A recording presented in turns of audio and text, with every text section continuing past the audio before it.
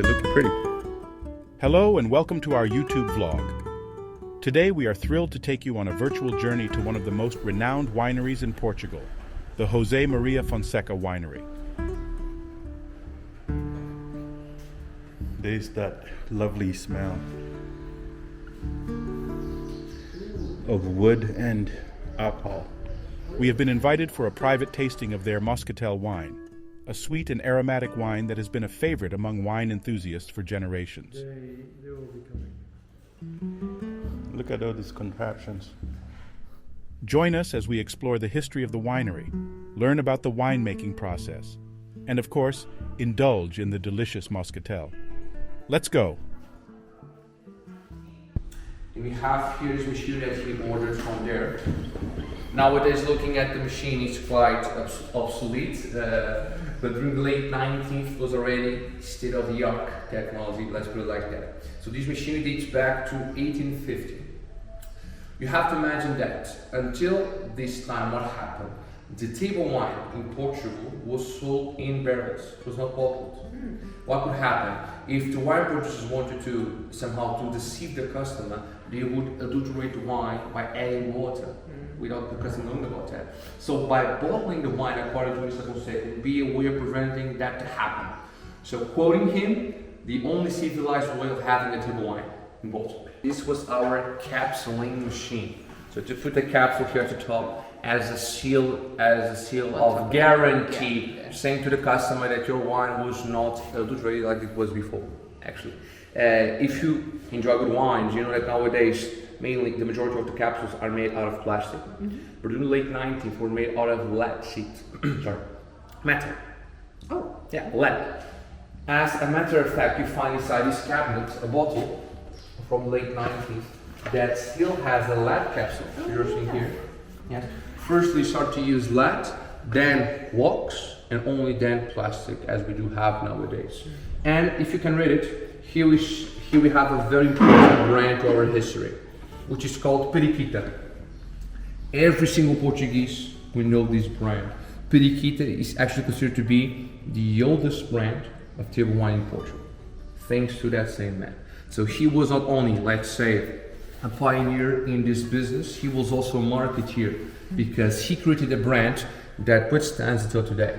Okay. Nowadays, Periquita is the most produced brand and even the most exported brand of our entire company. 35% only for Periquita, which is quite remarkable, I would say. Voyage Moscatel. Why? Because these barrels actually they went on a voyage and then they returned to our cellar. Why? What happened here? So this is quite simple. In the late 90s, I already saw Mr. Fonseca, a man with a great vision for the time. He also wanted to export his Moscatel abroad. And what he started to do, imagine this, he started to go to the harbors of the Portuguese Navy, Lisbon's harbor, Setúbal's harbor, very close by. He started to dialogue with the Portuguese captains of the merchant navy at the time. And he started to ask those same captains if they were willing to sell his barrels, yes, abroad, on their voyages. And he explained them this: if you sell one of our barrels, lucky you, I'm going to pay a commission for it. Otherwise, you're going to sell the barrels, fine by me, but the same barrel returns. Therefore being called Return Voyage Moscatel, because some of the barrels went and then they came back. But what happened? Once they returned, then they start wondering, they thought to themselves, since we have the barrels here, let's see if we have any differences. And they decided to try it. And once they tasted the Moscatel, they realized that the Moscatel style was actually much, much better. Yes. Actually, the family used to live there until the 70s. Not anymore. Until the 70s, they lived here, in this estate. Beautiful garden. Yes. These ones are called impatiens, by the way. Yeah, those plants, yes. Yeah. Yeah, she plants them all the time. Okay, so it's not my area of expertise, but I know the name. This is a quite old jacaranda tree behind you. Oh, yeah, it is. When they're blooming, they have that lovely violet flower over there. I am very Lisbon familiar has with it. several, not only Lisbon, We brought several from Brazil, actually. Not only gold, but jacarandas as well. So the pods with the seeds, when they fall, do they grow? Yes. They do. Yes. Okay. So they're still viable. Yes. There's a lot of these trees in Africa. In The Africa as well. Jacaranda trees. They're Jacaranda. all over the place. Mainly South Africa as well. Yeah, South Yeah, Africa. that's Yeah. all. Yeah. More in southern Africa. Okay. More. Yeah. Yes. Yes. Yeah. Okay. We brought from Brazil, but you find it in America as well. Argentina. Yes. It's very pretty. The main boulevard of Lisbon, one of the main boulevards of Lisbon is lying, and they're blooming the same thing. It's a very pretty boulevard. So here, welcome to our garden. So as I mentioned, the family used to live there till the 70s. Nowadays they live in Camaratas Estate, which is very close by. And the question, are you from the States? It's good.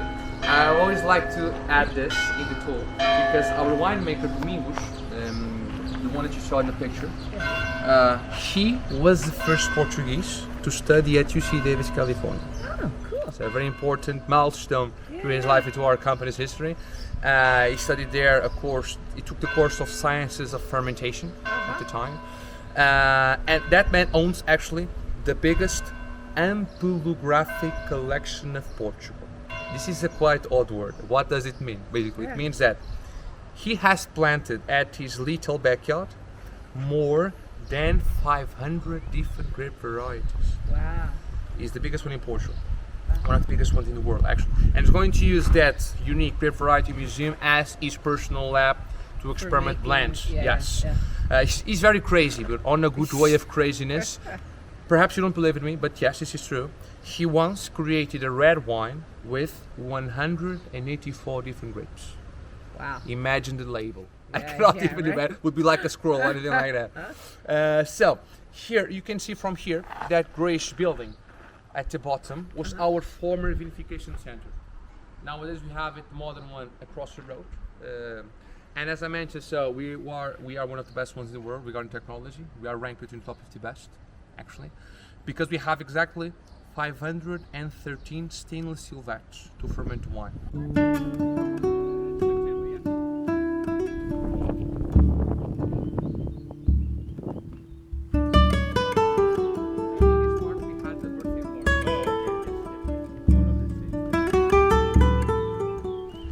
We should have my 60th birthday bash here. What do you think? Why Sure. not? You know, like destination wedding, destination birthday? Sure, well, I can arrange that. So we'll do a Zoom. Assume. You put the camera Yeah, here, and we'll be here, in our living yeah. room, Everything is and then we'll have some wine from here. Of course. Really? You will be That awesome. wasn't exactly what I What you were expecting, but still you can still have part of the That's experience. an ingenious idea, I think. Oh, well. Such a creative thinker. That's why you like him. Oh, yeah, for many reasons. Now we reach the good stuff, as I usually call it. Smells nice. Yes. Welcome to this unique old cellar, as you are seeing. And this cellar is called Periquita Cellar. Remember this brand I mentioned? So the Yeah, first yeah, brand of yeah. table wine in Portugal. In this cellar we still age Periquita red wine, which is very impressive.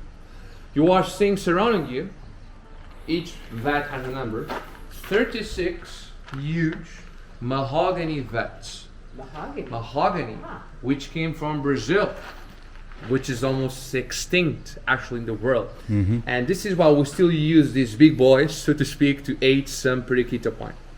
What happens? So, after the harvest season, as I mentioned before in September, a part of the wine, the majority of it, is aged in French oak, 3-4 months usually.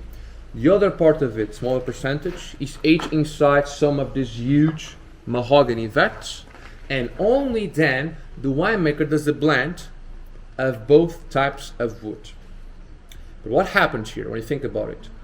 Old mahogany is not like oak. I mean, these structures, they have more or less 95 years of existence already, almost 100 years of existence.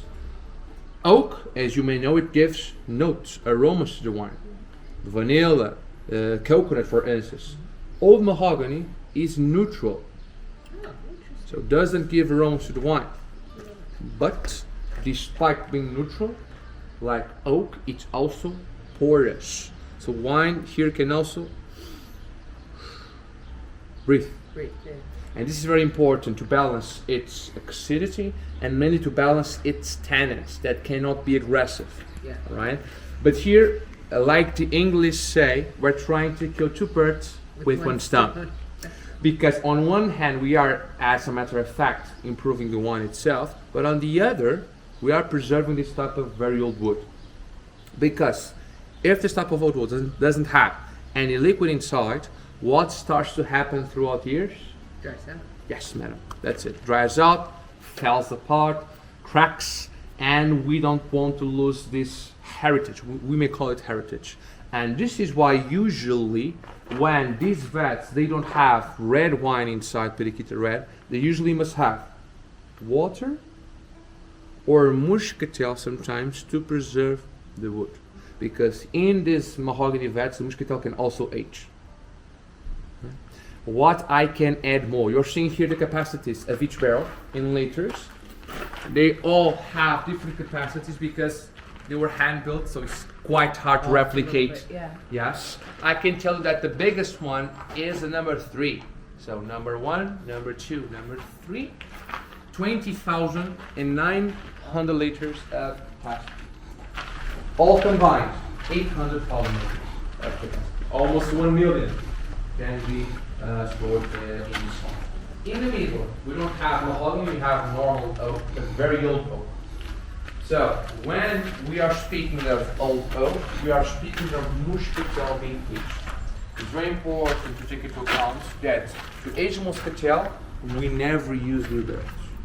Never. Let's imagine, when we buy a brand new barrel, firstly it's used to age super premium reds, then some premium, then some standard wines, and only then they age Moscatel of Setúbal.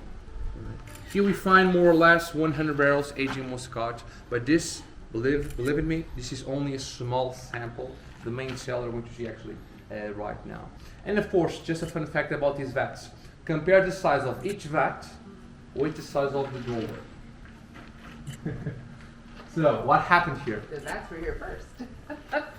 The vats, they were built inside, and only then the workers they built the doorway. Otherwise, it would be quite impossible to move this huge vats. Last but not least, take a look at this architecture. So they thought about everything back in the day. So, high ceilings, and you find here some little openings Yeah. for the air to circulate, for the hot air to go up. Very thick walls, as you're seeing. And this type of floor, sandy, gravel floor, all of these characteristics, they help to maintain temperature and humidity. You cannot notice today because we're not really having a typical Portuguese hot summer day today. Yeah. But let's face it, when we have those really hot summer days, like 40 degrees outside, here might be 17 or 16 degrees. Due to this type of characteristics that you're seeing here. Here. Go ahead. Yes. We have over there quite enough monks. We pay their way in Moscatel, so that's why they're singing constantly. That's why they're so happy. Yeah, holy wine. Do you pump music in here for the wine so you will feel better? It is like a church. There are Look at some that. studies, some theories saying that the music, yes, might influence the wine. Seriously? You're That kidding. winemaker wanted to have music here. So Remember that thing Makes that the wine said better? if you Yes. pray to water and the water changes the crystal? It's the same thing. It's due to fluid. vibrations. True. Yeah. But must be this mellow music. We cannot hear Yeah. heavy metal No, or no. Yeah, exactly. punk rock or Yeah. anything like Yeah. that. Must be this mellow Gregorian chant that we use on a 24-hour basis actually. Have you Yes. seen what he was talking about? They've done studies in the U.S. where they have people pray over water, Okay. and then they take a picture of the water crystals before, and then they take another picture after the After. prayer, and they have mutated. They've changed, Really? and they've become more I mean, more Due to the beautiful. vibrations, right, of the I voice. guess. I don't know if perhaps. it's the voice. I don't know if it's the power. I don't know what it is, but. Very interesting. And then they tell you when you're pregnant. We did this with our son. To listen to music. Yes, I would go I to know sleep that. every night with a boombox, Yes, ready yes, to my yes, belly yes, playing very soft good. music. Let's go for the ninth generation. Wow. So behind this very old box, you find all of these different vintages of Moscatel. They have it inside. From 1880 until 1983. As you can see from that kind of a gap, we have barrels and bottles. Bottles are almost 11,000. We have some blank spaces because during those years we did not produce. Why was that? In 1901, 1936, 1937 was due to a fungi in the vineyard which destroyed the vineyard completely. We did not produce, it was impossible actually. 1940, Second World War began. Portugal remained as a neutral country, neutral, so to speak, during that warfare conflict, but we suffered the consequence of the war, and we had rationing of food during those days. What happened? The workers that were in the vineyards, they were transferred to the cereal fields to increase the production and to feed our population at the time. The collection continues from 1984 until nowadays. It ended in 83 due to the lack of space. It continues elsewhere within our facilities.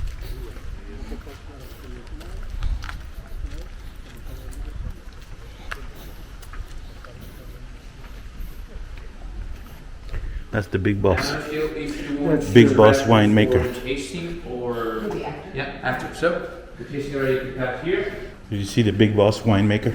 I did. Yeah. So the big boss winemaker. You're supposed to bow once you walk by. You don't know that? No. Oh. Over here.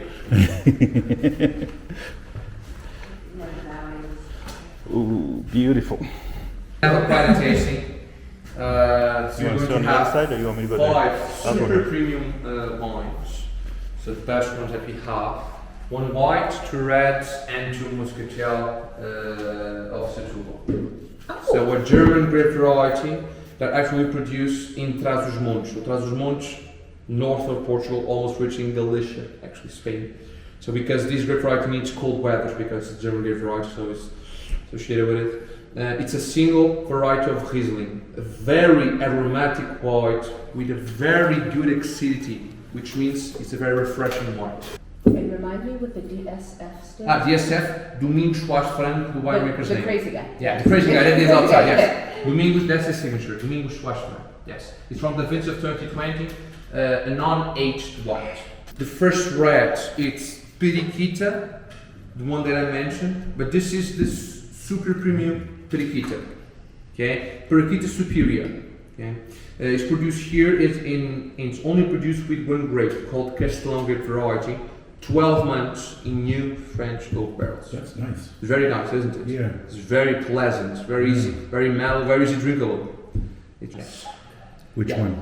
This so one? you can sense, in both you can sense coffee notes, depending on the first Ooh. one. Because usually when we have a normal Muscat, coffee, roasted caramel, some orange blossom as well. The citric flavors are there for sure.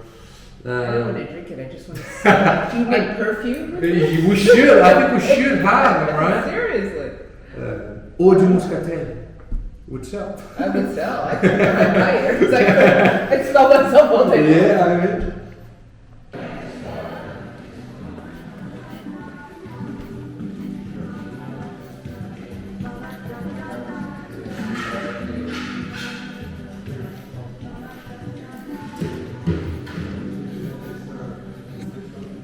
The wines article has one. You have here the name, importers. We don't have here the region.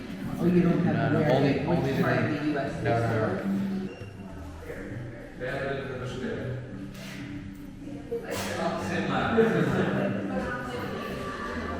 1919, Moscatel from 1919. Oh my God.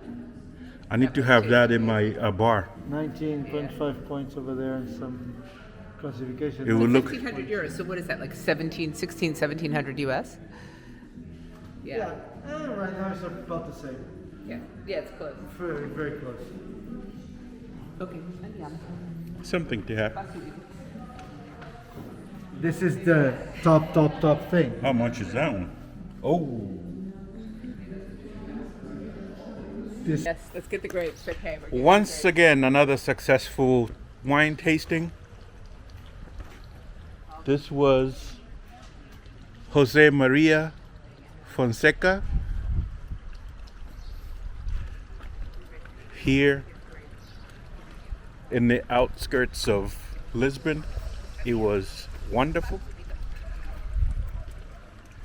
You can tell I'm a little more relaxed now because I just came from a wine taste, 'Cause there was tasting. day drinking involved once again. day drinking as usual. But I mean, we had some very interesting wines. Oh, these were unique, delicious. You know, some whites, We'll be putting them some in the reds, also some sweet wines. cellar. Moscatel. So Moscatel wines, Riesling. I'm beginning to appreciate Portuguese wines a lot more now because I kept thinking Portuguese wines were port, but they're not all port. And also, there's different types of ports, not just what you get in the U.S. like your standard, you know, port. But it's wonderful. Are we gonna wait for you here? Yeah. Okay. So it's been interesting. It's been an educational trip because I didn't expect to learn this much about Portuguese wines. They have their own accent. They're very different, the flavors. You can distinguish them from anything else in the world, at least from the regions that we've tried here in Portugal. Very, very, very good. If you're coming to Portugal, I'd recommend that you do the wine regions and just see the differences between the regions of wine, between the ports, the wines, and the green wines that they have here. But it's been a wonderful experience. So with that said, I'm going to leave you with this. It's a grape fountain. Very cool.